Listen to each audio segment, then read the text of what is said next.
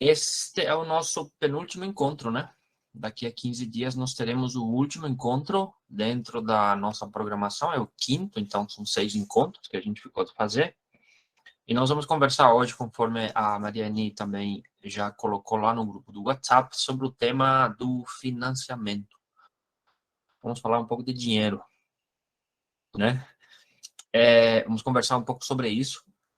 E aí, a gente vai fazer, nós, durante todo esse período, fizemos 2 dinâmicas de trabalho sempre, né? Às vezes eu tenho umas lâminas para apresentar e às vezes a gente parte a partir de um audiovisual e depois eu coloco outros elementos para a gente continuar conversando.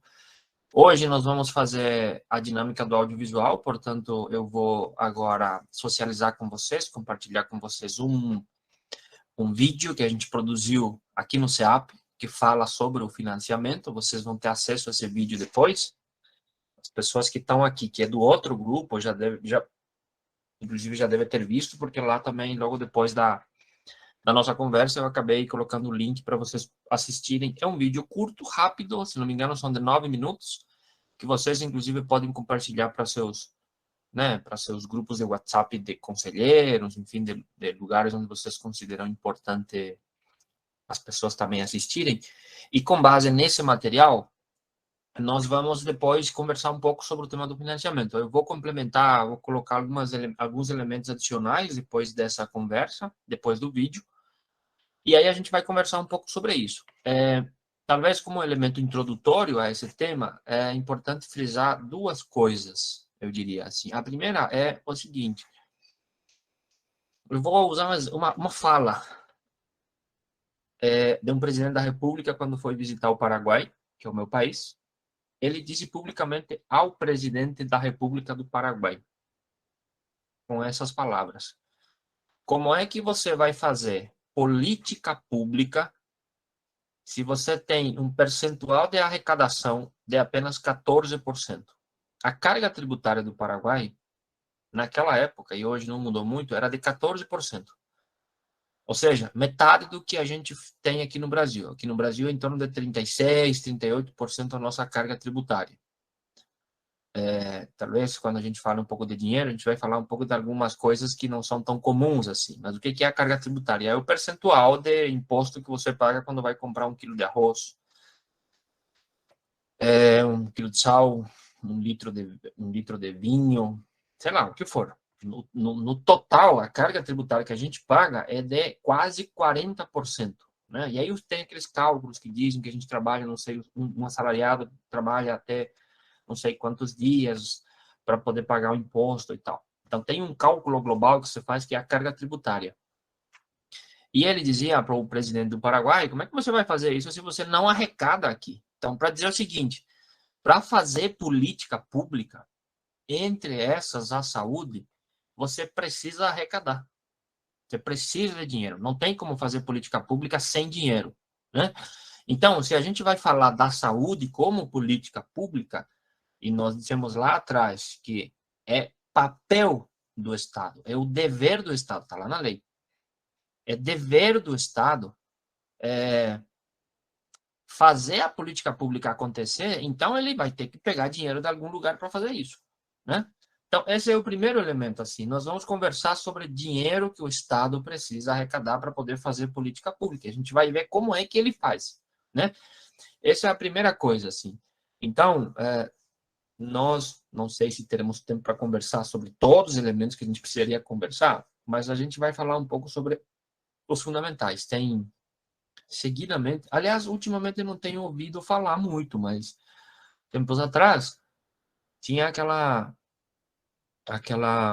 atividade chamada Um Dia Sem Imposto. Não sei se vocês faziam ali em Santa Catarina também. Aí eles vendiam gasolina mais barata e tal. Isso eles faziam quando eles achavam que, né, eles eram oposição no país. Agora que eles estão no governo, eles fazem mais, ficaram quietos. Mas, enfim, seguidamente faziam isso. Um dia sem imposto. Era o movimento Um Dia Sem Imposto. Para mostrar para as pessoas o quanto é absurdo que o Estado arrecada por não sei o quê. Aí vendia a gasolina a 50% a menos do que o valor, o dia inteiro. Aí tinha uma fila de 50 quadras, porque as pessoas iam lá para abastecer e tal. Tem um negócio lá em São Paulo chamado impostômetro, que é um negócio que mede a quantidade de imposto que o Brasil está pagando. E aí tem gente que fez a oposição a isso e inventaram o sonegômetro, para mostrar quantas as pessoas também vão sonegando no Brasil, né? Então, tinha todo esse movimento. E eu sempre dizia, brincando assim, ó, ok, se a gente tem um dia sem imposto, a gente podia também, então, fazer um dia sem escola, um dia sem hospital, um dia sem asfalto, né? Um dia, o que mais? Um dia sem ambulância, um dia sem atendimento na unidade básica de saúde, um dia sem creche, né? Porque o imposto é arrecadado para isso. Então, você não pode fazer o princípio da negação do imposto. O que você tem que discutir é como arrecadar melhor para não, né, virar... E como usar melhor o dinheiro, que seria esse se a gente fosse um pouco mais inteligente, né? Então, tem esse elemento, assim. O Estado precisa arrecadar dinheiro para fazer a política pública acontecer. A segunda coisa importante é em relação ao que a gente gasta em termos de dinheiro para fazer a saúde acontecer. Daí a gente vai traduzir especificamente para a saúde. O vídeo vai trabalhar bastante sobre isso e a gente vai conversar um pouco mais sobre outros elementos em relação a isso, né? Então, é preciso arrecadar, e como é que a gente arrecada para a saúde em particular? Nós tivemos no Brasil uma série de mudanças do ponto de vista do financiamento do SUS. O vídeo até trata um pouco sobre isso rapidamente, mas depois eu vou entrar em outros elementos mais específicos para a gente conversar sobre isso, certo? Já adianto que o dinheiro nunca é suficiente, tá? Nunca é suficiente para fazer o que a gente precisa fazer na saúde. Então, o vídeo também vai tratar um pouco sobre isso. Tá bom? Eu vou compartilhar aqui, Mariane. Eu só vou... agora aprendi a desligar o microfone antes de compartilhar, né? Porque senão passa o vídeo e fica o barulho.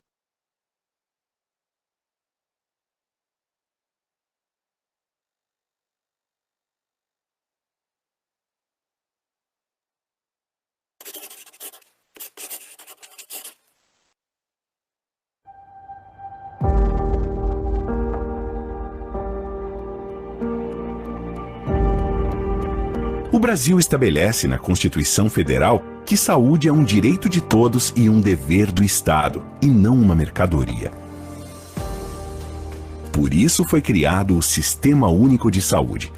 O SUS é universal, integral e equitativo.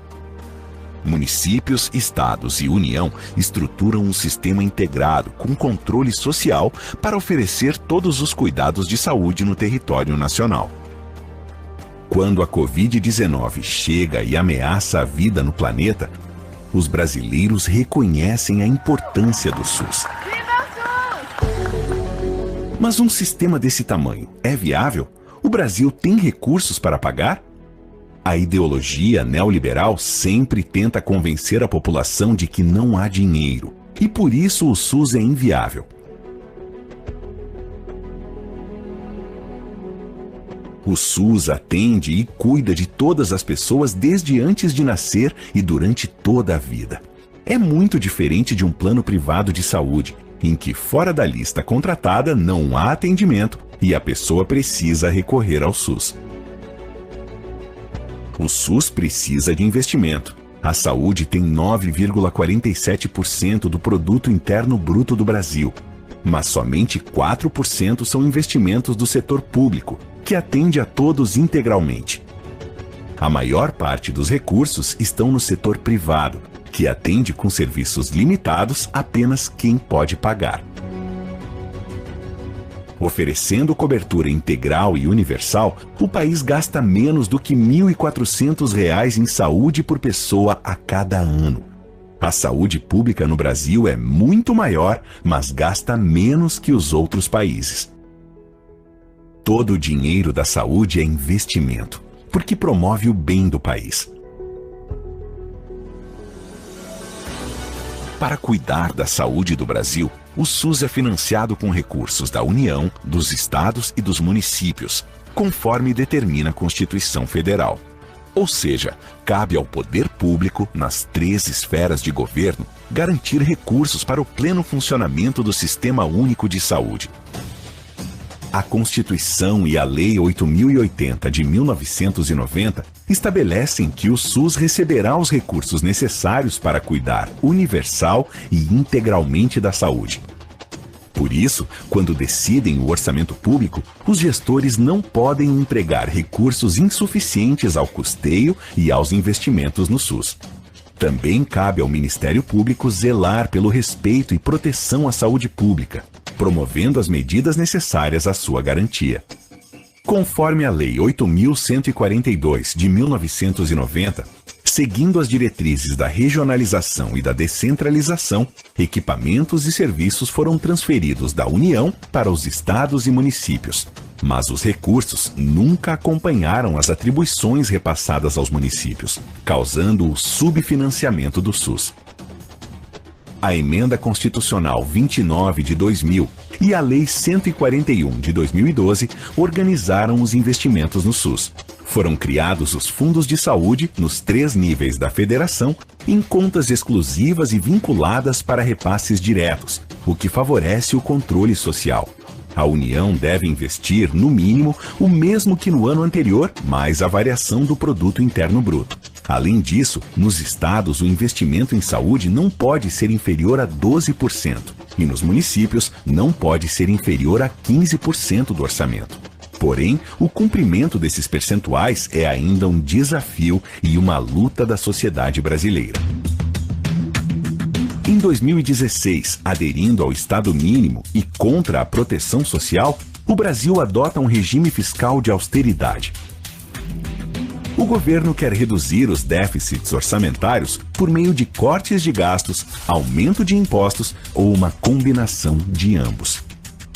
A Emenda Constitucional 95 de 2016, chamada PEC do Fim do Mundo, estabeleceu um teto fixo para gastos públicos, congelando os recursos da saúde por 20 anos.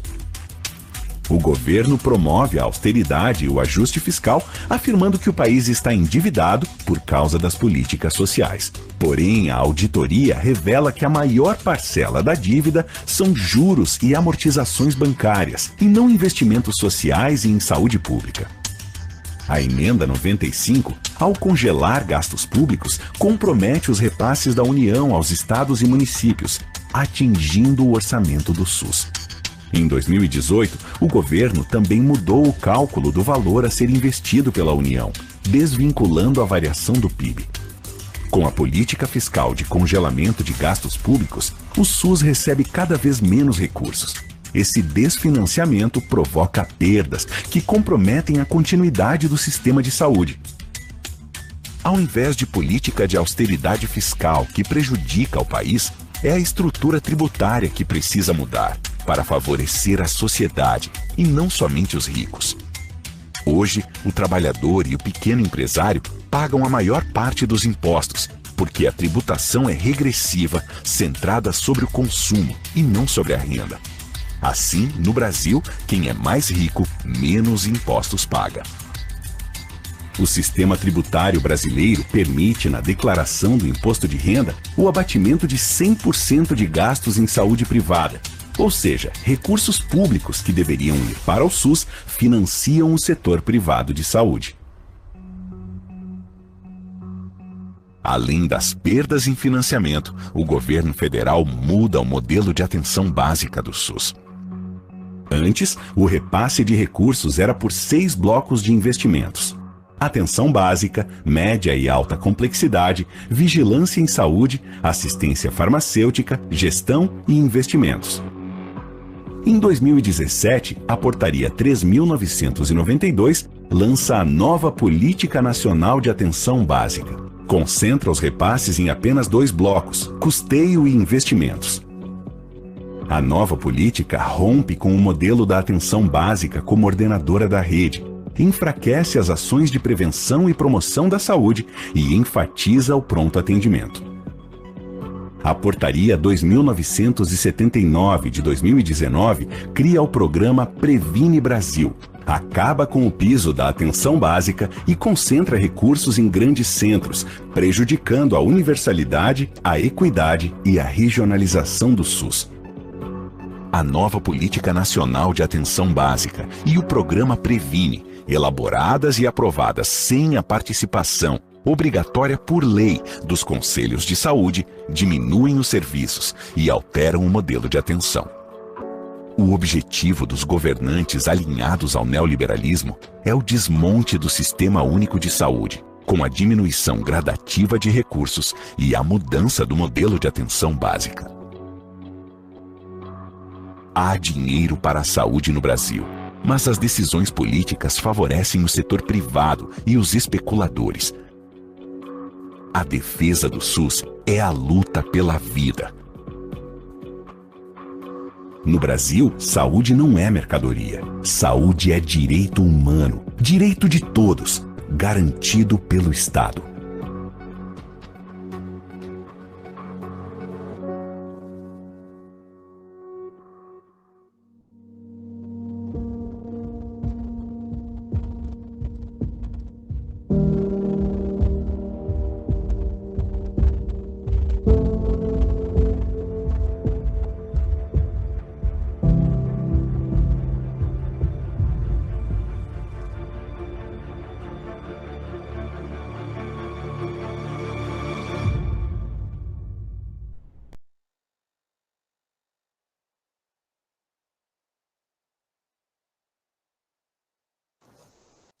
Então, esse é o material, como eu falei, eu vou socializar com vocês depois, vou colocar o link lá para vocês poderem assistir de novo, enfim, mandar para alguém. Bom, eu estou olhando aqui do lado, porque eu tenho as minhas anotações para falar, eu vou falar um pouco algumas coisas aqui, e depois a nossa dinâmica de sempre é abrir para a gente poder dialogar e conversar um pouco sobre isso, certo? Queria primeiro chamar a atenção para um elemento que o filme trouxe, o documento, não é nem documentário, não sei como é que chama isso, não é filme, não é documentário, não é longa-metragem, é um vídeo que a gente produziu, que traz sobre o tema do financiamento, dizendo o seguinte: no Brasil, nós temos um gasto médio na saúde de 9,6% do PIB, mais ou menos isso, acho que era 9,6%, não chega a 10%, quase 10%.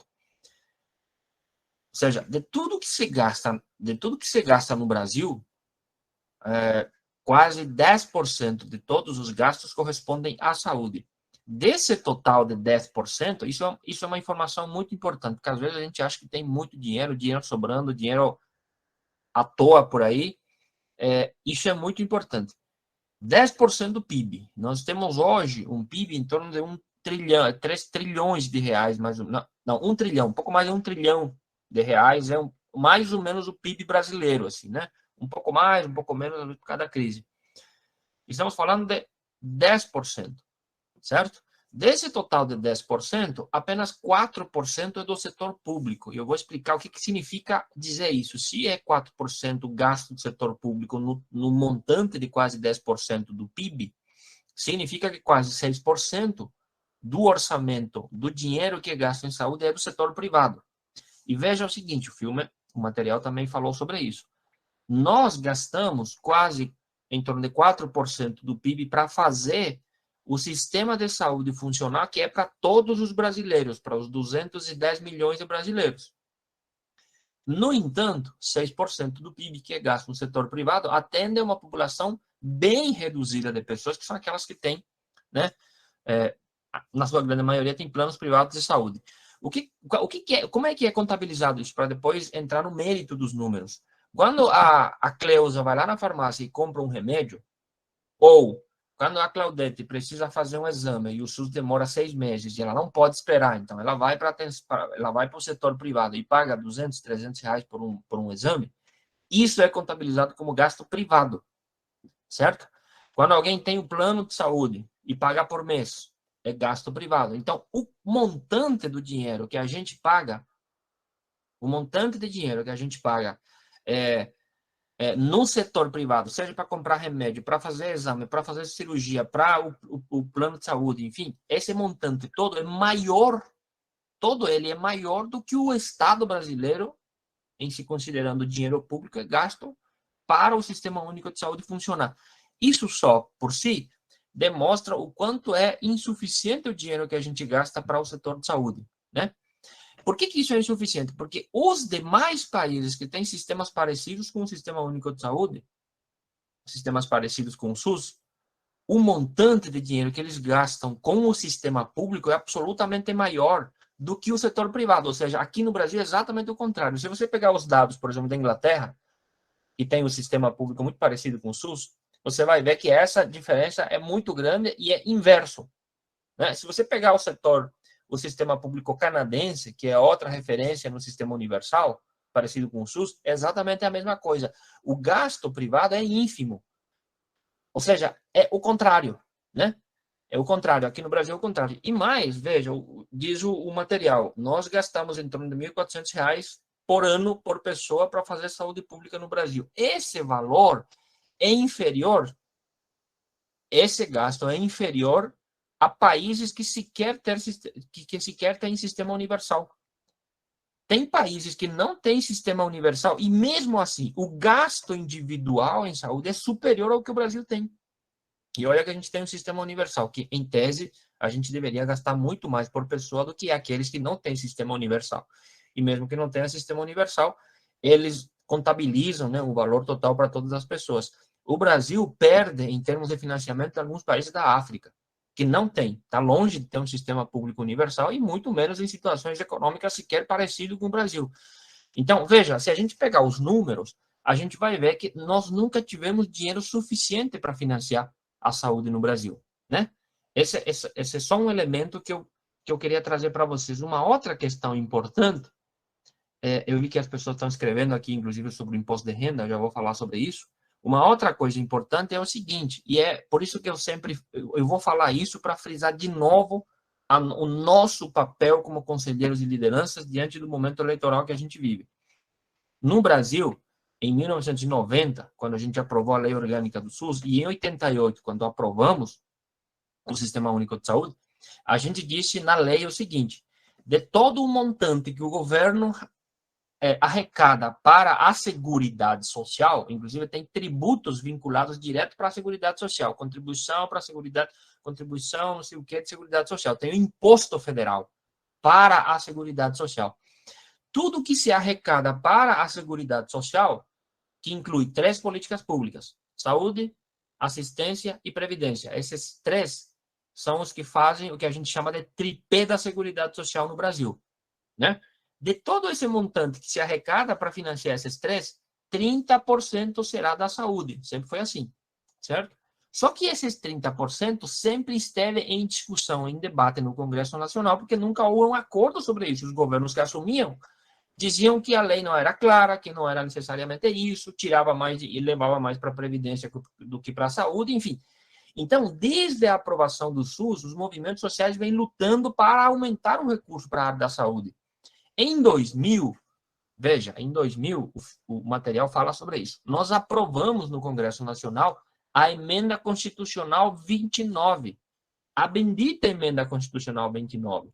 Quem há mais tempo está na luta pela saúde vai lembrar que nós passamos anos e anos debatendo, discutindo, fazendo seminário, fazendo curso de formação, fazendo oficinas sobre a Emenda Constitucional 29. Nós escrevemos materiais, cartilhas, fomos para o Congresso, discutimos sobre a Emenda 29. A vida inteira, quase, a principal agenda sobre o tema do financiamento no Brasil foi a regulamentação da Emenda Constitucional 29.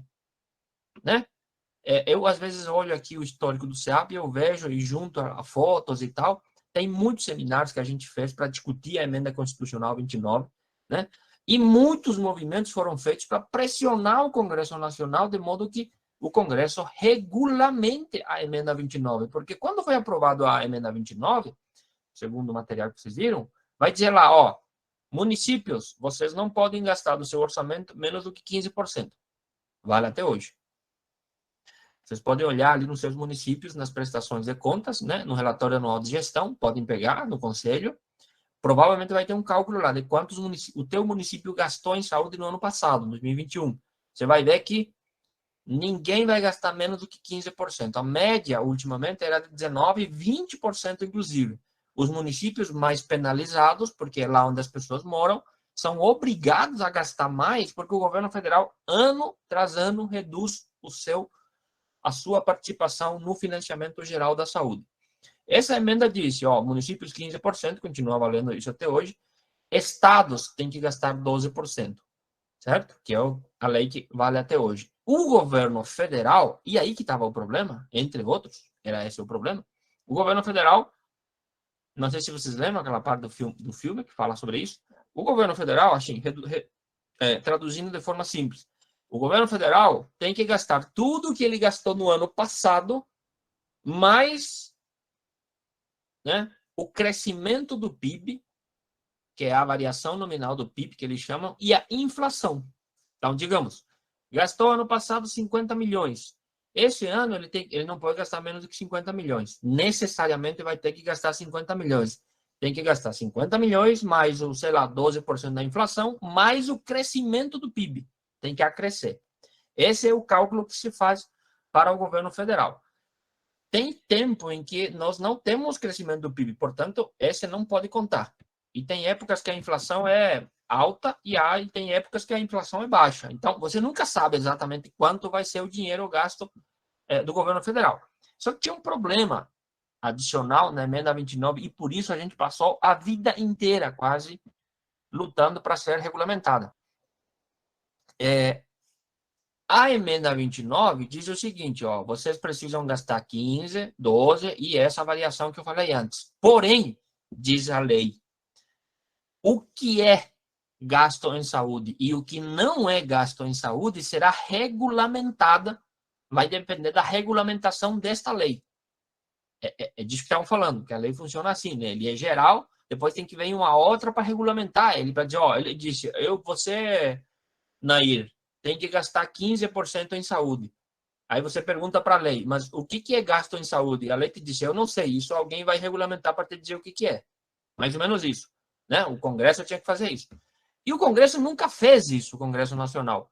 Por que não fez? Porque a gente não teve, né, força suficiente para fazer isso acontecer. Mas qual era o problema disso? O problema disso era o seguinte. O Mauro, que é o prefeito lá de Itajaí, ele, para contabilizar e chegar aos 15% da saúde, colocava coisas que não tinha nada a ver com a saúde. Mas como não estava claro, não estava regulamentado, ele fazia o seguinte, ele foi fazer uma ponte que custa R$1,5 milhão e colocou a ponte como gasto em saúde. Aí vocês vão dizer, mas o que tem a ver a ponte com a saúde? E aí o Mauro disse, não, é que em cima da ponte passa a ambulância para ir lá para Florianópolis. Então, a ponte faz parte do gasto em saúde, entenderam? Essa é a lógica. E assim, sucessivamente, sobretudo os governos estaduais fizeram assim, um carnaval de gastos de coisas que não eram da saúde, principalmente os estados. Eu lembro que a gente fez vários seminários para denunciar, mostrar. A Folha de São Paulo uma vez publicou o ranking de gasto em saúde por estado, e o Rio Grande do Sul, pasmem, estava lá no final com 8% só de um total de 12% que ele era obrigado a fazer. Certo? E toda vez que o governo dizia nós gastamos 12%, o Conselho Estadual ia lá e dizia não é verdade, porque você colocou IP Saúde, por exemplo, que é um plano estadual aqui dos servidores públicos estaduais. Todo o gasto do IP é colocado como saúde, e não é, porque a lei não permite isso. Né? Os hospitais os militares, por exemplo, também não entram como gasto em saúde. Por quê? Porque eles atendem uma população específica. O gasto tem que ser para populações de forma universal para todo mundo. Só para citar um exemplo. Então, veja, além de ser insuficiente, tinha toda essa lambança que a gente precisava fazer.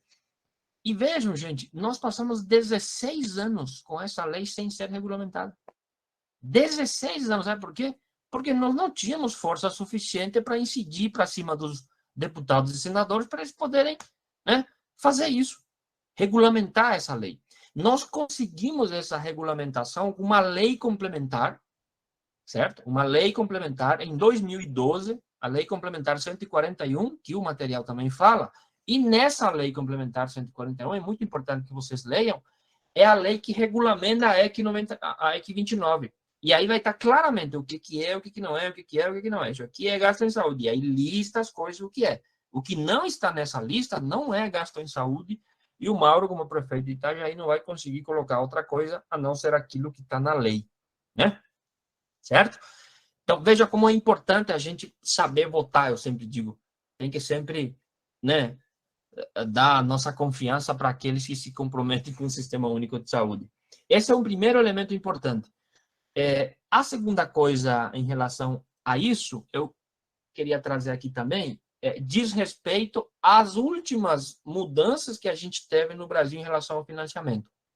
Vejam o seguinte, não sei se vocês acompanharam 5 anos atrás, 5, 4 anos atrás, de um movimento nacional chamado Movimento Mais 10. Vocês devem ter visto, né?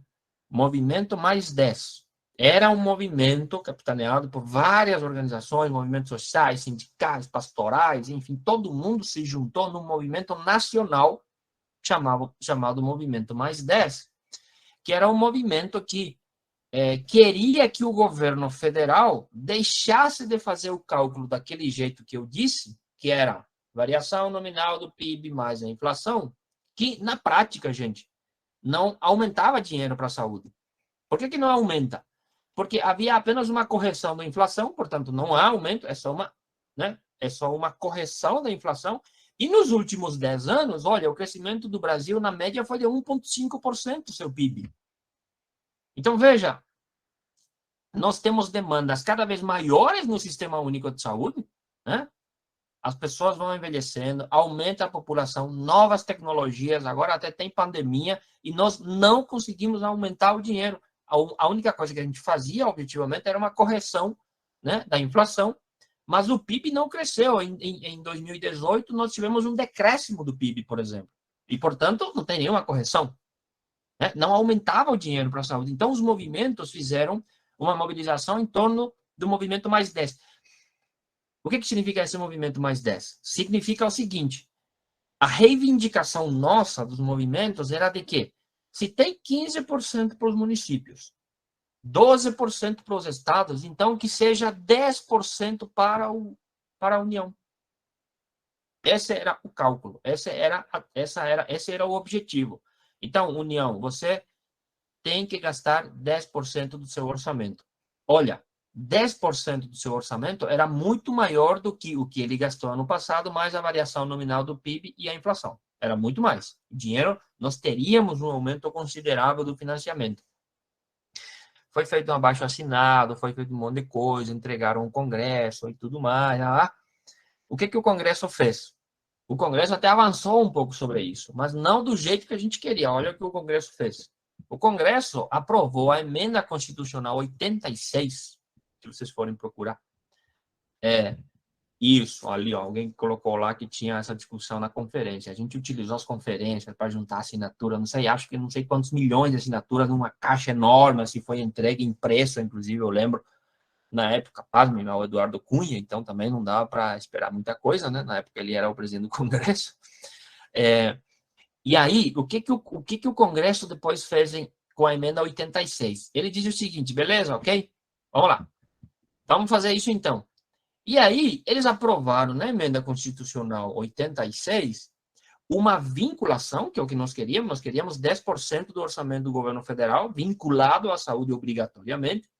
Eles fizeram uma vinculação do orçamento do governo federal, começando com 13,5% e em 5 anos iria aumentando até chegar a 15%. Fantástico, né? Nós queríamos só 10, eles dão 15 para nós. Mas não é isso. O problema é o cálculo desses 10, desses 13 a 15%. O nosso 10% era sobre receita bruta do governo federal. E esses 13% até 15% que eles fizeram era em relação à receita líquida. Aí, o que significa isso? Vamos pegar o teu contra-cheque. Lá no teu contra-cheque não tem o valor líquido e o valor bruto que você recebe, sempre tem no canto direito do teu folha de pagamento, tem o valor, né? Tem o valor que você recebe na conta, objetivamente, né? Que é o líquido, mas tem o valor que é o bruto. E o bruto é sempre maior que o líquido, né? sempre maior, porque o bruto é sem descontar os impostos, nada disso. Então, ele é sempre, digamos, você ganha 1.500 líquido, lá vai estar em torno de 2.100, 2.300 é o bruto, mas não é o que você recebe o líquido. O que nós queríamos? Nós queríamos 10% sobre o bruto, sobre esses 2.200, e o Congresso aprovou sobre o líquido, que é só sobre esses 1.500, certo? Receita, como é que chama? RCL, acho que eles chamam, né? Líquido e bruto. Então, mesmo assim, já melhorou um pouco, porque ele é um pouco melhor do que o cálculo que se fazia até então, né? Porque aí nós estávamos com crescimento quase zero do Brasil, então não havia nunca aumento e já tinha um certo aumento. Porém, fizeram outra sacanagem, desculpa a expressão. Essa emenda constitucional 86 é aquela emenda que obriga os deputados e senadores a gastar suas emendas parlamentares obrigatoriamente, metade delas para a saúde. Vocês lembram que a gente conversou no encontro anterior? Que era 50% de tudo que... 14 milhões, eles têm, os deputados federais têm 14 milhões por ano. 7 milhões, obrigatoriamente, eles têm que mandar para a saúde. Nossa, parece uma coisa legal. Não, não é legal. É que esses percentuais, esse valor de 50% que todos os deputados e senadores têm obrigatoriamente de gastar na saúde é contabilizado nessa receita líquida. Certo?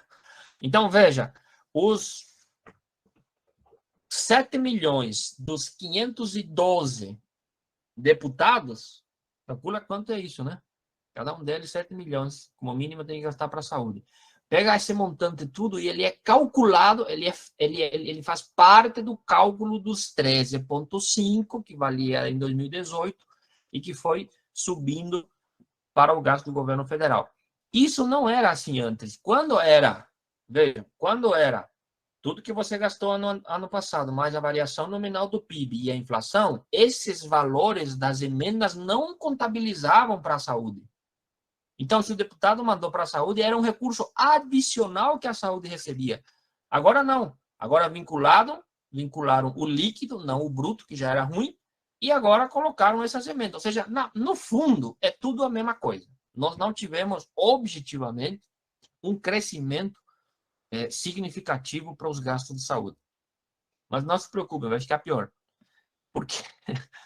Porque em 2016 nós aprovamos, né, a outra emenda. Aliás, nós estamos cheios de emendas, né? Cheio de emendas. Cuidado com as emendas, tá? As emendas, todas elas vêm para fazer exatamente o que diz a palavra, né? Tem uma coisa funcionando e tem uma emenda. Pof, tu bota uma coisa no meio, certo? Emenda ele, ou seja, parece que tu, né, quebra o que estava sendo antes e você coloca uma coisa diferente dentro. Em 2016, a gente aprova a emenda 95, que é aquela emenda que congela os gastos públicos por 30 anos. Vocês lembram disso? Certamente vocês já ouviram falar, já viram, leram, enfim, já nós esperneamos, fizemos de tudo, mas passou porque diziam o governo, na época era o governo Temer, aliás, ele entrou para isso lá, né? Para fazer isso. Dizia ele que era preciso a gente repensar, como é que chama? A política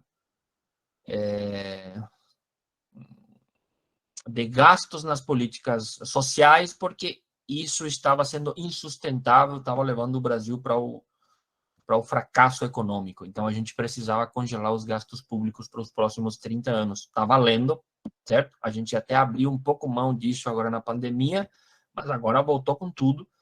Isso vai tirar muita grana da saúde, né? Para explicar, para a gente entender rapidamente sobre isso. Imagina Maria Lorena. Maria Lorena mora numa casa, né, Maria Lorena? Ou é apartamento? Estou vendo uma cruz lá na tua porta. E eu estou imaginando que seja uma casa. É uma casa. É uma casa. Eu entendi pelo movimento da tua boca, é casa. A Maria Lorena decide o seguinte, gente, chama a família e diz, nos próximos 30 anos, nada de gastar nesta casa. Nós vamos congelar qualquer tipo de gasto adicional que a gente queira fazer na casa. O que a gente vai gastar? Vamos gastar o necessário ou aquilo que permite a gente viver na casa, que é, né, Comida para comer, gás, essas coisas. Pintar a casa, mas nem pensar. Trocar a janela, não pode. Cortinas, não vai fazer. Espera 30 anos. Depois a gente vai começar a conversar sobre isso. A pergunta é o seguinte: como é que vai ser a casa da Maria Lorena daqui a 30 anos? Quem mora numa casa sabe que todo ano a gente tem que fazer alguma coisinha. Vai infiltrar, vai entrar água, vai ficar uma casa horrível por fora, porque a pintura vai sair tudo, né? As janelas e as portas, se são de madeira, vai encher de cupim, vai cair aos pedaços, e aí a Maria Lorena vai ter que achar um pano para colocar ali, para as vizinhas não olharem por dentro, ou quando chove não entrar água, e vai fazendo assim, porque tem que segurar por 30 anos. Né? Não pode fazer nenhum tipo de gasto adicional à sua casa. É isso que a gente fez no Brasil. Então, eu costumo usar esse exemplo da casa para usar o exemplo do hospital. Né? Nós não temos no hospital, nos corredores, gente se jogando para cá e para lá, sem espaço, sem leito, sem lugar, sem nada. Essa é a casa que foi congelada por 30 anos, cuja consequência são os cobertores que você arruma lá e amarra aqui e ali para fechar os buracos, porque, enfim, entra água e vem vento e entra frio e não pode fazer nada. Né? Não dá para fazer esse tipo de coisa, mas eles fizeram a proeza de aprovar isso. Isso está valendo. Isso significa o seguinte: não haverá aumento. Não só não haverá, como haverá uma redução, e já está havendo uma redução do dinheiro que será gasto na saúde, na educação, em tudo que é política social, mas nos interessa aqui na saúde, né? Para fazer esse tipo de coisa. Gente, nos próximos 30 anos, eu já fiz o cálculo, eu estarei com 67 anos, pensem. Eu estarei com 67 anos e esse negócio vai continuar durando. Ele vai estar começando a terminar. Se o teu filho nasceu em 2018, ele vai ter 30 anos. Teu filho vai 30 anos e quando teu filho tiver 30 anos, você vai dizer: opa, finalmente acabou esse congelamento. É muito tempo. É muita coisa. O que vai ter em 30 anos? Muita coisa vai ter. A gente não consegue nem imaginar o que vai ter em 30 anos, né? Eu acho que o Facebook não vai existir mais. Instagram, não sei, vai ter outro nome, né? Essas coisas. Talvez, eu fico imaginando que celular a gente não vai usar mais, a gente vai usar outra coisa que não seja celular, porque há 15 anos atrás não tinha celular. Eu não tinha, pelo menos, né? E tem hoje. Então, veja o seguinte: nós vamos ter aumento da população no Brasil, nós vamos ter uma significativa quantidade de pessoas idosas no Brasil, que vão precisar de um sistema muito mais robusto do que a gente tem, vai pressionar o Sistema Único de Saúde, porque as demandas serão absolutamente maiores. Imaginem você o avanço tecnológico na medicina em 30 anos que nós não teremos capacidade de acompanhar. Não tem como fazer isso, porque nós congelamos os gastos. Vai ter vacinas que a gente nem imagina hoje, e talvez o que nós temos hoje não servirão mais em 30 anos, mas nós não vamos conseguir acompanhar isso, porque nós congelamos os gastos. Quando a gente conversa e traduz esse negócio na prática, você fica pensando o seguinte: como é que esses caras foram capazes de aprovar um negócio desses? Aí eu pergunto: como é que nós deixamos que esses caras aprovem um negócio desses? E é o que está valendo hoje. E como é que é feito esse cálculo? Eles pegaram como referência 2017. Ok? O que eles fizeram? Qual é o orçamento do governo federal para a saúde em 2017? Vamos calcular de novo: 50 milhões de reais. A referência de congelamento dos gastos na saúde é 2017, quando começou a valer o congelamento. Então, o que o governo federal vai gastar é 50 milhões hoje, 50 milhões em 2033, 50 milhões em 2043, porque a referência do congelamento é 2017. E haverá apenas uma correção pelo IPCA, que é aquela inflação oficial que se mede no Brasil, certo? Aí, os cálculos que os especialistas fazem é o seguinte: vamos pegar só a emenda 86, que é aquela que colocou 13,5 e tinha que chegar a 15. Se você pegar 2017, 50 milhões, né, como referência, estou usando só um exemplo aqui. Você pega 2022 e aplica a emenda 86, que é o que estava valendo antes da 95, você vai ver que só em 2022, sem contar 2020, 2019 e 2018, só em 2022, o governo federal retirou 25 bilhões de reais da saúde. Ou seja, teve 25 bilhões a menos do que deveria ter se nós não tivéssemos congelamento dos gastos públicos e se a gente tivesse, né, pelo menos com essa emenda 86 valendo para a saúde. Parece um pouco dramático, às vezes a gente parece que é muito distante de nós, é assim que funciona. Esse é o quadro que a gente precisa mudar. Então, um compromisso nosso, que é o que a gente está tentando fazer aqui no CEAP, estamos produzindo inclusive material e vamos conversar com vocês, queremos envolvê-los nisso. Nós temos que ter agora, mais do que nunca, neste processo eleitoral, o compromisso do fulano que vai ganhar o meu voto. A primeira coisa que eu quero saber que tu vai fazer é qual é a tua opinião sobre a emenda 95. Porque, vejam, a depender do Congresso que a gente eleger, a gente pode derrubar essa emenda. Tem alguns candidatos já defendendo isso abertamente. É impossível a gente fazer política social no Brasil se você mantém essa política fiscal de congelamento. E o Congresso pode derrubar, a depender do Congresso que entra lá. Então, vamos procurar gente que tenha compromisso com isso, né? E não venha dizer que isso é necessário, porque senão o Brasil vai virar Venezuela ou não sei o quê, porque não sei o quê, porque gasta demais, arrecada pouco e assim por diante. E cuidado. E não só cuidado, mas respondam aqueles e aquelas que dizem que o governo é como se fosse a nossa casa. É mentira.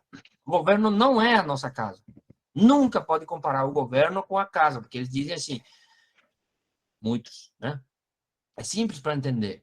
Se você está numa família e a família tem um gasto mensal de 5 mil reais e você ganha apenas 3 mil, portanto, há uma defasagem de 2 mil reais, você precisa diminuir os teus gastos. O governo é a mesma coisa. Não é a mesma coisa. É mentira. O governo não é uma família. Uma família não pode imprimir dinheiro. O governo pode imprimir. Uma família não pode vender bônus do seu tesouro. O governo pode vender bônus do seu tesouro. Uma família não pode se endividar como se endivida, por exemplo, um país em 20, 30, 40 anos. O governo pode fazer isso, certo? Ele pode comprometer uma parte do seu produto interno bruto para financiar em tempos difíceis políticas sociais. Então, é incomparável uma coisa com outra. Isso não é verdade, porque às vezes eles querem simplificar para a gente poder entender e justificar que é necessário fazer esse tipo de coisa, certo? Então, isso é... E eu não quero me estender muito aqui, mas eu quero trazer um pouco esse elemento do imposto de renda que alguém estava falando aqui, e eu quero conversar um pouco com vocês sobre o tema dos impostos. Vejam o seguinte, nós precisamos fazer grandes reformas no Brasil. A gente sempre falou sobre isso. Se vocês ligam a TV por aí, vocês vão ver que os especialistas às vezes falam de fazer reforma, fazer reforma, fazer reforma. Todas as reformas que a gente faz foram reformas que não são aquelas que a gente defende, né? Nós precisamos fazer uma reforma tributária, mas não essa reforma que o pessoal está falando, né? Eles querem fazer uma reforma tributária para baixar o imposto no Brasil e simplificar. Simplificar, ok. Baixar, ok, podemos baixar, mas isso nunca pode comprometer as políticas sociais, porque quando eles falam de reduzir a carga tributária, geralmente, quando reduzem a carga tributária, reduzem o repasse para as políticas sociais, né? E essa não é a lógica que a gente defende. A lógica que se defende em relação às reformas é que a gente consiga fazer a chamada justiça tributária. O filme estava falando antes. Nós temos uma tributação regressiva. O que é uma tributação regressiva? É aquela que incide sobre o consumo. Boa parte da nossa tributação incide apenas sobre o consumo. Certo? Então, se o Genival ganha R$ 1.500 por mês, aí ele vai fazer um rancho por mês. Vai lá no supermercado. E para fazer um rancho para ele, para a esposa e para um filho que ele tem em casa, ele gasta R$ 700 num rancho para o mês. Estou sendo econômico aqui, né, Junival? Ele gasta R$ 700 por mês. Qual é o percentual de comprometimento do seu salário com esses R$ 700? Né?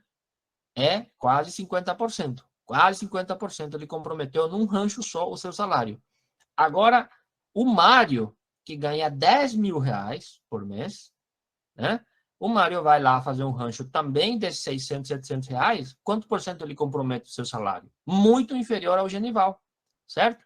Só que o Genival está pagando em torno de 40% de imposto nessa compra que ele fez, assim como o Mário também. Certo?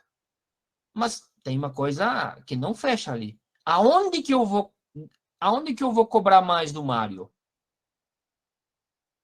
Eu preciso cobrar mais do Mário, né? Ele vai pagar 50%, 60% de imposto, não no consumo. Eu vou cobrar imposto de renda do Mário, certo? Eu vou cobrar imposto de renda. O Mário vendeu uma casa que ele recebeu de herança. Vou cobrar imposto dele sobre aquela casa que ele recebeu de herança. Então, o que que eu posso fazer? Eu posso aumentar a tributação sobre, a gente chama às vezes de lucros, né, que as pessoas têm. Eu posso aumentar esse tipo de tributação e baixar a tributação sobre o consumo, porque boa parte do que o Estado arrecada vem do consumo que pega todo mundo de forma igual. Desde aquele que ganha 1.500, aquele que ganha 10 mil, 20 mil, 30 mil. Um carrinho popular de 15 mil reais, 20 mil reais, paga IPVA. 3% aqui no Rio Grande do Sul. Ali acho que é um pouquinho menos, certo? Agora, uma lancha que custa 1 milhão, 1,5 milhão de reais, não paga 1 centavo de IPVA. Não paga, é isento. Isso é justo? É claro que não é justo. Um jatinho particular não paga IPVA. Não paga imposto sobre nada. Só paga imposto na hora de comprar. Mas não tem um imposto anual que ele tem que pagar. Assim como o meu carrinho, o meu golzinho, que eu tenho 1.0, básico, pelado, né? Que eu tenho que pagar por ano um imposto sobre ele. Então, é disso que estamos falando. Se nós queremos, então, aumentar a tributação e fazer justiça tributária e discutir uma reforma tributária, é nesse nível que a gente precisa discutir. E não apenas simplificar, que é importante, porque também, né, isso é parte do nosso desafio, não só simplificar e apenas reduzir pura e simplesmente, porque uma redução simples vai significar um imposto menor para as pessoas. Vamos pegar o imposto de renda. Com R$ 1.900 por mês, você paga 7% de imposto de renda. Se tu ganha R$ 1.700 por mês, no final do ano, aliás, amanhã fecha a declaração de imposto de renda, não esqueçam, contribuam com o leão. Se você ganha R$ 1.900 por mês, já é tributável, tu já paga imposto de renda, porque no final, soma total vai dar mais de 40 mil, acho que é o que começa a pagar imposto de renda, 7%, certo? Ele só chega a 37% no máximo. Por que você não amplia a isenção do imposto de renda para quem ganha até, sei lá, R$ 2.500 por mês, mais ou menos? Porque quem ganha R$ 2.500 por mês, numa família de 3, 4 pessoas, é o mínimo para sobreviver, né? Hoje, com a situação que está. E tu já paga imposto de renda, 7%. Aliás, com R$ 2.500, R$ 3.000, tu já está lá nos 12% de imposto de renda. Né? Tu já paga quase mais da metade do que aquele que ganha, sei lá, R$ 1 milhão por mês. Tem gente que ganha isso. 50, 100, 200, 300 mil reais só paga 37% de imposto de renda. Então, aumenta isso e diminui aqui no outro lado, de modo que a gente possa, ao mesmo tempo, arrecadar mais, que é necessário, mas tirar menos daqueles que têm menos. Eu sou alguém que gosta muito de política, então eu sempre escuto a inserção obrigatória dos partidos na TV e na rádio. Esses dias tinha um partido fazendo a sua inserção obrigatória e eles estavam defendendo exatamente isso. Falando exatamente assim. No Brasil, quem paga impostos são os pobres. E é verdade, são os pobres. E pior, alguém escreveu aqui. Nós financiamos o plano privado dos ricos. Isso é o mais dolorido. E não é possível que a gente continue fazendo isso. Como é que isso não nos incomoda? Eu fico pensando assim, às vezes. E parece meio difícil explicar para as pessoas. Ah, coitado, a Maristela tem um plano privado de saúde que custa para ela R$ 700 por mês. Só que a Maristela ganha R$ 10.000 por mês. Portanto, ela tem condições de pagar um plano privado de R$ 700 por mês. Né, Maristela? Ou mais, se tu ganha mais, eu acho. Né? Com R$ 10.000 de salário por mês, ela tem um plano privado. Só que com os R$ 10.000 de salário por mês, ela paga imposto de renda. Provavelmente ela já está lá nos 25% de imposto de renda, que ela tem que pagar no final do ano. Porque quando você faz a declaração de imposto de renda, calcula todo e tem o valor que tem que pagar para o Estado. Né? Porque é tributável o teu ganho. Só que, o que a Maristela faz? Bom, fez a declaração lá e ela tem que pagar, sei lá, R$ 8.000 de imposto. né? Aí ela vai pegar lá R$ 700 por mês que eu gastei na saúde. 700 vezes 10 dá R$ 7.000, dá 8.000 e alguma coisa. Só ali ela pega o recibo mensal do seu plano de saúde, lança na declaração do imposto de renda, ela já zerou o imposto dela. Ela precisa pagar 8.000, só ali deu 8.000 e alguma coisa. Não precisa mais pagar. Certo? Vejam o seguinte, os R$ 8.000 da Maristela, que poderia ter ido para a saúde, educação e o que for, não vai. Porque o que ela gastou no plano privado dela, ela desconta integralmente no imposto de renda. Integralmente. Não sei se vocês já fizeram isso um tempo atrás, eu tive que artificialmente, quase. Eu tive que pagar, se não me engano, artificial não, eu tive que pagar em torno de R$ 500 de imposto de renda porque eu precisava financiar uma casa e tinha que declarar imposto de renda, né? Aí, como eu fiz um procedimento odontológico, aí tu pega isso e joga lá e você isenta o valor que tu vai pagar. É disso que estou falando, né? Você, tudo que for gasto em saúde, você pode utilizar para abater o teu imposto de renda na hora da declaração, né? Claro, tem as suas leis, suas regras, o que pode, o que não pode, enfim. Mas só ali tem muita grana que deveria ter sido arrecadado. Eu estou falando de coisa que talvez as pessoas aqui se utilizam, inclusive, disso, e isso é permitido, mas estou falando dos grandes, né? Que deixam de arrecadar, o Estado deixa de arrecadar porque a gente permite esse tipo de coisa. O que, no fundo, significa o seguinte, o cofinanciamento. Nós é que estamos, no final das contas, financiando tudo isso, ao invés da gente poder arrecadar dinheiro, inclusive, para a saúde no Brasil. Calcula-se em torno de 15 bilhões de reais que o Sistema Único de Saúde deixa de receber em termos de procedimentos privados, que são feitos, inclusive, nos seus hospitais e não são repassados via planos privados de saúde. E em relação aos impostos de renda, o valor é muito maior, porque, né, muita gente se utiliza dessas ferramentas para poder fazer isso. É preciso mudar esse tipo de coisa, é preciso repensar esse modelo todo, né? Tem muita coisa que a gente pode repensar para poder ampliar o financiamento, ampliar os valores, ampliar o dinheiro, aumentar o recurso para a saúde, de modo que a gente possa financiar adequadamente a saúde. E para terminar, para não me alongar muito aqui, eu queria que vocês fizessem o seguinte exercício nos seus conselhos, enfim, nos lugares onde vocês atuam. É muito importante que vocês verifiquem, de fato, o gasto que o município está fazendo na saúde. Por lei, são 15% que eles deveriam fazer, e geralmente esse cálculo é feito no RAG, né, no Relatório Anual de Gestão. Vocês vão ver lá que sempre aparecem, eles fazem um cálculo global de quanto o município gastou em saúde e o quanto em percentuais isso representa no orçamento do município, certo? A última informação que eu tive na época, a média dos municípios estava em torno de 19%, se pegar o Brasil inteiro. Por que isso? Porque, como disse antes, o governo federal tem sistematicamente reduzido a sua participação no financiamento da saúde, e isso tem obrigado os municípios a aumentar o dinheiro na área da saúde, porque, né, as pessoas não vão pressionar o presidente da República para aumentar dinheiro, né? Vai lá na unidade básica de saúde do município, do prefeito, e quem paga a conta é ele. Então, tem havido um esforço das prefeituras de aumentar o dinheiro na saúde. Estava escrevendo aqui uma proposta de pesquisa sobre isso, porque acho que a gente precisa entender melhor por que nós estamos nessa fase da participação social. Assim, nós temos algumas hipóteses, mas elas não são suficientes na minha avaliação de como se explica isso. Eu posso dar alguns chutes, porque esse é um debate importante, assim, ou seja, na história da política pública de saúde, que a gente viu uma das etapas, nós dizemos o seguinte, olha, isso aqui é fruto de uma mobilização gigantesca que a gente fez no Brasil nos anos 80, 90, né?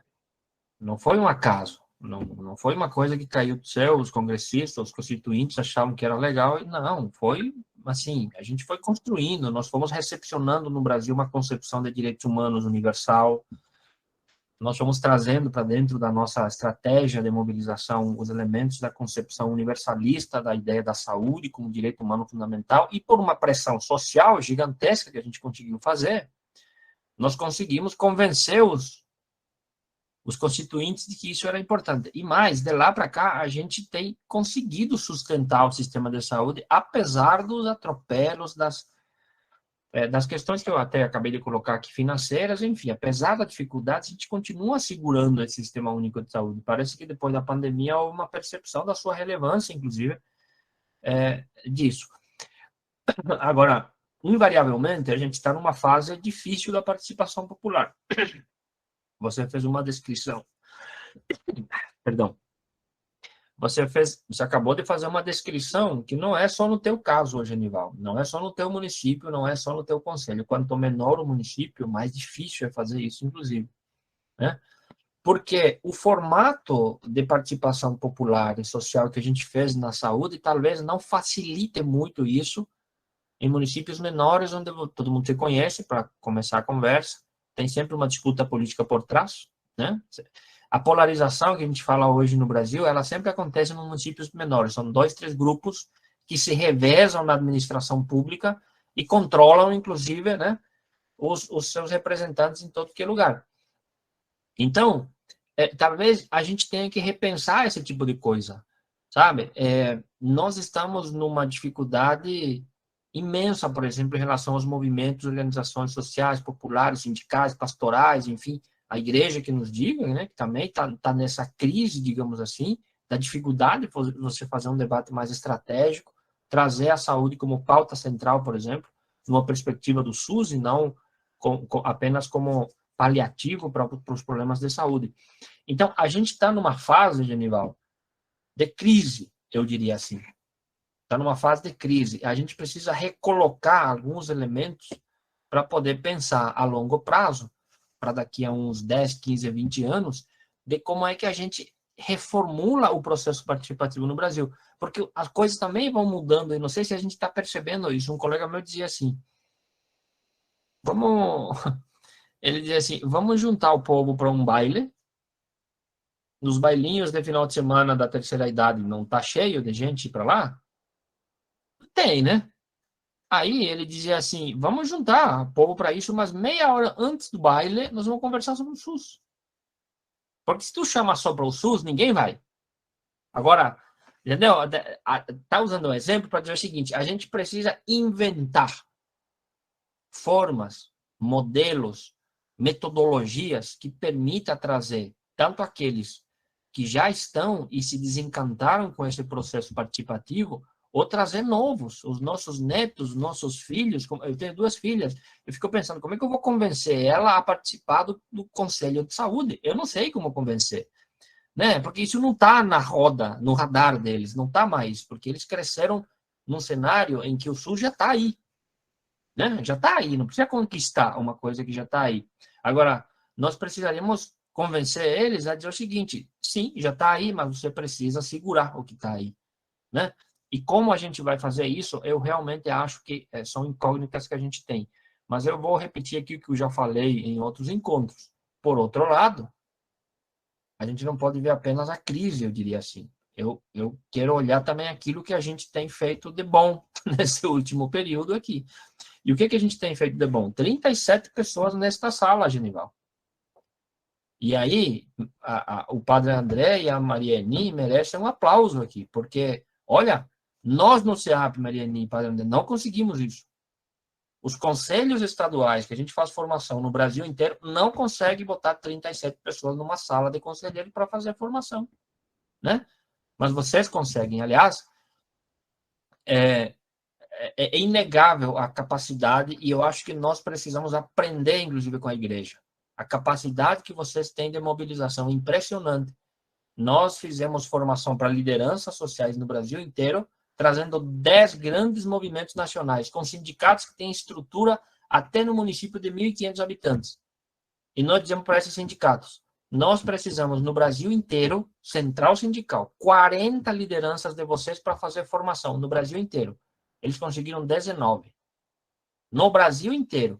E aí a gente falou para a CNBB, incluindo a pastoral da criança, a pastoral da saúde, 40 passaram 120 para nós. É incrível, assim, e quase todos participando. Então, assim, eu acho que tem coisa que vocês fazem que a gente não sabe o que é. Entende? Então, eu quero olhar esse aspecto positivo, né, das coisas que a gente tem feito também. Eu acho muito importante isso, e a gente precisa aprender com essas novas... Não sei, realmente eu não sei. Uma vez eu perguntei para... Não sei como é que é o nome dela, lá do CNBB de Brasília, eu encontrei, como é que vocês fazem para trazer todo esse povo para esses processos de formação?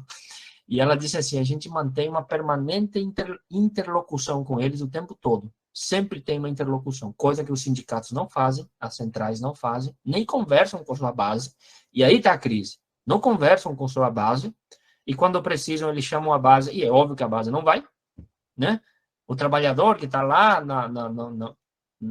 na metalúrgica, ou sei lá, no frigorífico trabalhando, que eles contam como sendo seus trabalhadores, quando eles chamam eles, é óbvio que eles não vão, porque eles nem querem saber nada do sindicato. Entende? Porque não tem um vínculo, se perdeu um vínculo e tal. Estou falando do sindicato, mas os movimentos sociais é a mesma coisa. As organizações não governamentais, as ONGs, que somos nós, por exemplo, a mesma história, né?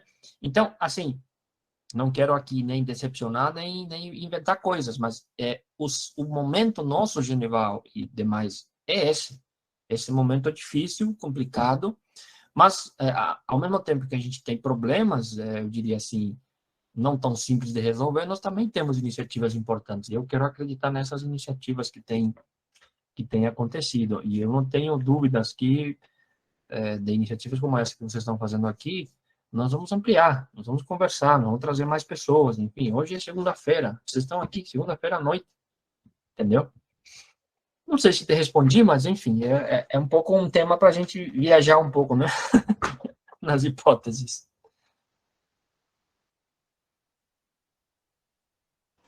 Tem um pensamento que diz que não existem respostas fáceis para problemas difíceis, né? E nós estamos justamente diante de um problema difícil, uma série de fatores, né? Que são não só situações internas das pessoas, enfim, a situação também externa, mas de fato não tem uma resposta única, né? E há muito que fazer nesse sentido. Ótimo. Eu estava pensando quando você falou sobre quem leva a esses recursos, a dinâmica é o mesmo no município, isso que eu estou falando antes. Os poderosos que têm condições de incidir na prefeitura levam também uma boa parte dos... E nós, enquanto estamos desorganizados, sempre vamos ficar para trás. Por isso a organização é importante, inclusive. Muito bem. Suas palavras nos animam, viu, Leia? Sempre gosto de te ouvir. Assim, acho que ela é muito legal. Assim, esse é um pouco o propósito. É um pouco na ideia da liderança. Eu sempre quero encará-los como liderança. Liderança é aquele que vai propor, aquele que vai para cima, como você diz, no bom sentido da palavra. Então, tem como a gente cobrar da gestão municipal uma formação para conselheiros? Tem sim, tem como cobrar. Aliás, na Lei 141, essa, a Lei Complementar 141, diz lá, entre outras coisas, tem que ter isso. No tema do planejamento, as leis que eu passei para vocês, também está previsto isso. Então, como é que eu vou dizer assim? A capacidade do conselho depende muito, ou quase completamente, da capacidade de liderança dos seus membros. Isso é fundamental. Por isso que eu elogio sempre a iniciativa da pastoral de fazer esse tipo de formação. Porque se eu estou lá pela pastoral e tenho esse acúmulo, Leia, e Genival e demais, se tenho esse acúmulo, sei como tem que funcionar, você vai exercer essa capacidade de liderança que você tem, graças à formação, enfim, o espaço que vocês estão aí. Então, tem que... Isso é no bom sentido da palavra. Às vezes a gente quer interpretar essa relação com o gestor municipal como se eles fossem nossos adversários. Não, eles não são nossos adversários. Nós queremos, gestor ou gestora, que você facilite uma capacitação para os conselheiros. Estão precisando, e vamos trazer gente para fazer capacitação para eles, sabe? Esse tipo de coisa dá para fazer, está previsto em lei, mas pela nossa dificuldade imensa, e eu diria, inclusive, pela nossa incapacidade, nós não conseguimos incidir, nós não conseguimos fazer valer isso, a gente não consegue, às vezes, trazer. Então, isso que o Genival estava dizendo, se está todo mundo lá sentado querendo ir para casa, é óbvio que ele não vai fazer, mas ele não é o culpado, dizia a lei, e é verdade. E eu quero colocar muito mais a culpa na organização que ele está representando, né? Nos dirigentes dessa organização, porque ninguém vai sozinho lá, eles são, né?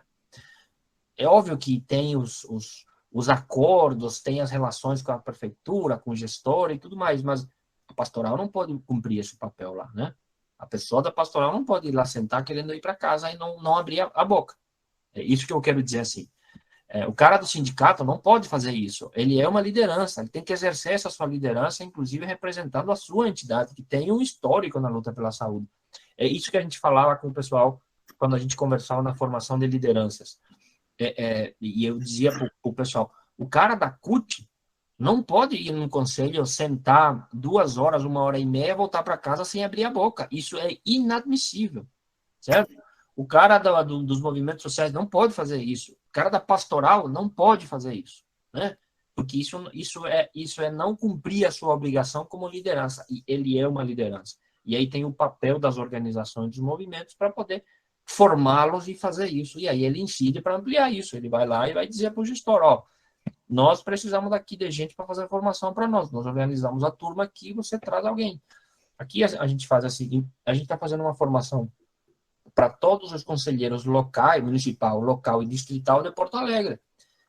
E eles foram para cima de uma gestão que está querendo desconstituir eles, inclusive. Eles foram para cima e disseram o seguinte, está aqui a conta, custa tanto, vocês vão pagar. E esse é o orçamento do conselho. E estão fazendo a formação. Agora, inclusive, sexta-feira começa a segunda turma, de 30 conselheiros. Né? Claro, estamos falando de Porto Alegre, uma cidade metropolitana, grande e tal, é verdade.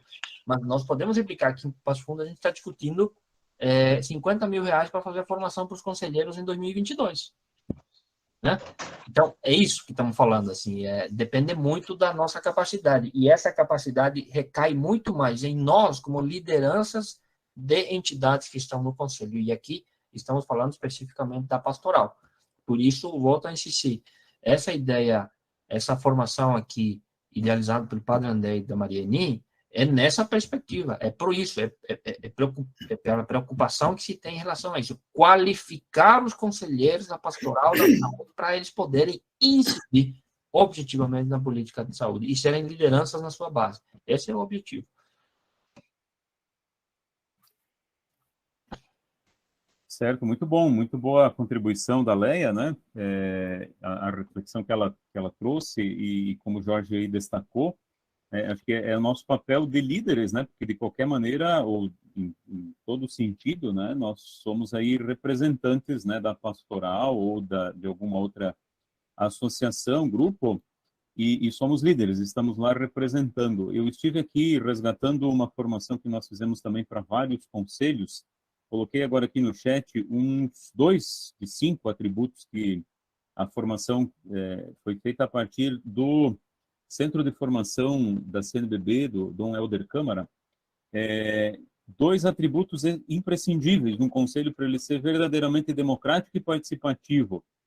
De ter o maior teor de informações possível sobre a área em que atua, no caso da saúde, né? No nosso caso, lá falava de conselhos em geral, inclusive com acesso a projetos e dados do poder público. E o último atributo ali, que é o que nós estamos então fazendo, né? Mas que lá diz, né, que tem que ser regular, política regular de capacitação dos conselheiros e das entidades inscritas, porque as entidades, elas até podem manter as mesmas, né, elas são instituições, mas as pessoas vão mudando, né? Então a gente precisa justamente criar essa capacitação regular, né? Não se pode contar apenas com uma capacitação esporádica, né? É preciso que a gente lute para que haja capacitação periódica, regular, né, das pessoas que serão ali conselheiros e conselheiras. A capacitação acho que é um dos pontos, né? É um dos pontos que vão ajudar as pessoas a se manterem motivadas, né? Porque grande parte, né, dessa apatia que se vive é em função de não conhecer. E outra também, né, acho que aquilo que a Fátima coloca aqui da mística, né, mística inclusive tem a mesma raiz de motivação, né, ou ela ajuda muito nessa parte de eu sou motivado, né, por algo maior além de mim, né? A Leia falou dos princípios do Evangelho, aquilo que nós dizíamos no primeiro encontro, né? O que nos move, o que nos leva, né, a participar, por que a gente se envolve com essas questões todas, né? Então, muito obrigado aí pelas contribuições de vocês, né? Ludovico, a gente sempre tem um problema sobre saber claramente pode, se não pode representar, se representa, não representa, enfim, essa é uma indefinição, assim, que a gente tem há muito tempo, assim. Em cada lugar tem sempre alguém que a gente tem dúvida se pode ou não pode representar, se é a representação correta ou não, enfim. Mas, assim, eu diria que isso é uma coisa menor das questões que a gente tem, assim. Depende muito da situação, da circunstância, tem que ver, né, o que tem por trás de tudo isso, enfim. Nos lugares onde a gente vai e esse tema vem, e vem com frequência, é um pouco isso, assim, porque nunca é claro quem que representa quem, afinal de contas, sobretudo quando alguém está querendo entrar num lugar onde não deveria, né? Então, você faz uma confusão, sobretudo representando interesse. Mas eu queria comentar sobre a primeira parte da tua fala, que é em relação aos culpados, que é o povo. E lembro de novo da fala da lei aqui. Eu não sei se a gente tem que culpar alguém, viu? Essa é a minha dúvida. Porque se a gente fosse pela culpa, nós não sairíamos do problema. Então, eu partiria da ideia da responsabilidade mais do que culpa. Ou seja, eu sempre digo o seguinte, assim, nós que somos pessoas que circulamos nesses espaços e, portanto, um pouco mais esclarecidos sobre esses temas, nós temos uma obrigação. Nós temos uma obrigação com o povo. Esse que a gente, às vezes, acha que é o culpado. Outro dia eu estava discutindo com um cara dizendo que as pessoas não sabem votar. As pessoas não sabem votar. Eu não acho que as pessoas não saibam votar. As pessoas votam por alguma razão. Nós podemos discordar sobre as razões que levam as pessoas a votarem por alguém. Né? Dizendo assim, as pessoas de novo votam em alguém que só aparece de 4 em 4 anos. Não é verdade. Eu não acho que seja verdade isso. As pessoas só votam por alguém que vai no dia e compra o seu voto. Até pode ser uma parte da população que vende o seu voto. Eu sei que tem, porque eu já participei fazendo campanha em processo eleitoral, sei o que as pessoas te pedem na hora, mas aos 45 da hora do voto, eu quero permanecer com a minha dúvida sobre se as pessoas de fato votam no Padre André porque ele deu R$ 50 para ele, sabendo que o Padre André não vai saber se ele votou ou não votou nele. Entendeu?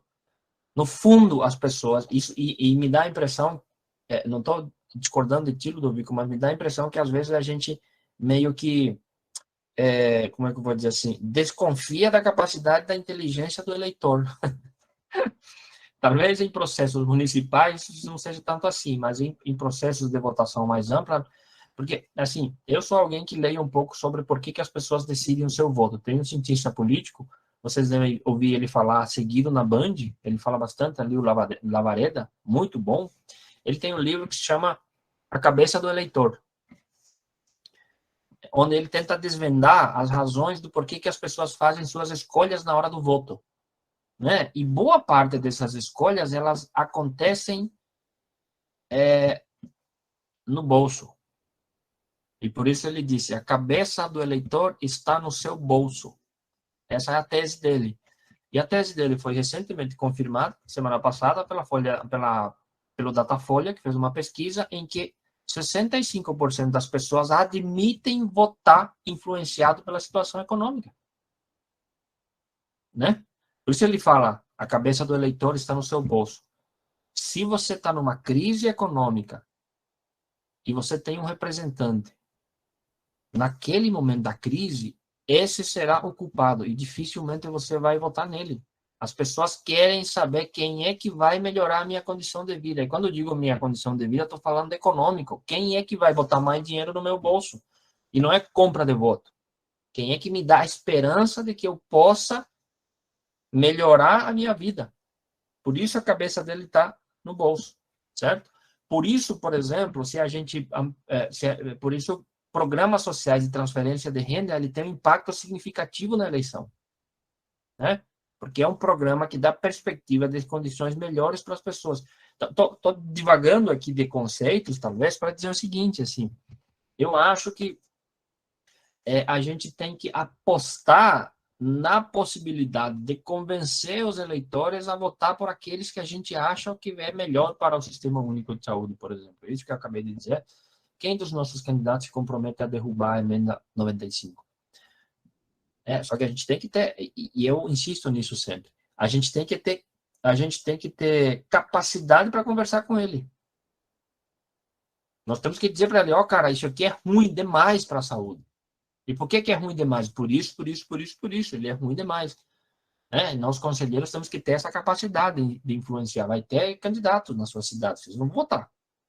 Nem sempre a gente consegue conversar com o candidato, mas tem como a gente saber qual é a posição dele, Ou, no máximo, qual é a posição do partido dele que ele está representando. Embora eles também trocam de partido como se fosse trocar de roupa, ultimamente. Mas, enfim, alguma coisa o seu grupo político tem como saber o que pensa o seu grupo político. Aliás, do ponto de vista ideológico, qual é a concepção que ele defende. Então, aí eu queria apostar muito mais. Insisto, eu quero apostar na inteligência do eleitor, muito mais do que culpá-los, talvez, das escolhas que a gente considera erradas que são feitas. E, enfim, a eleição a gente decide também por outras coisas, Então, cada momento, cada conjuntura influencia na hora do voto. Tá bem, muito bem. Que bom, então, Mais uma etapa aí que nós concluímos. Agora temos mais um encontro previsto, Que será, então, o nosso último encontro.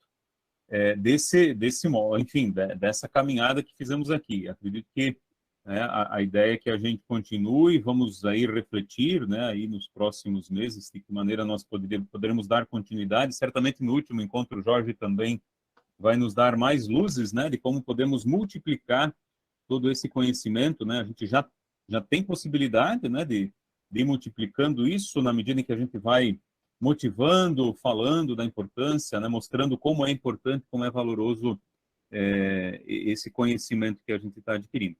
Então, podemos encerrar o nosso encontro de hoje, Agradecendo, então, também a participação de todos, agradecendo, então, a Deus que nos deu a possibilidade de estarmos aqui, que nos motivou, em última instância, Ele que nos motivou a estarmos aqui presentes e participantes. E que Ele, então, nos conceda as suas bênçãos, as suas graças. Em nome do Pai, do Filho e do Espírito Santo. Amém.